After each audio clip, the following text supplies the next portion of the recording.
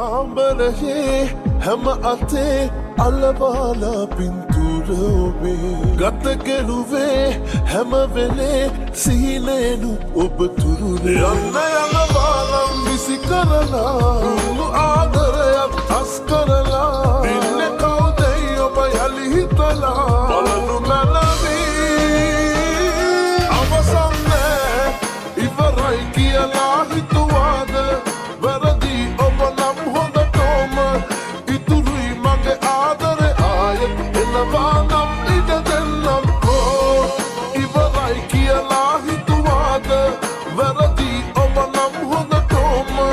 ඉතුරුයි මගේ ආදරේ ආයෙත් එනවා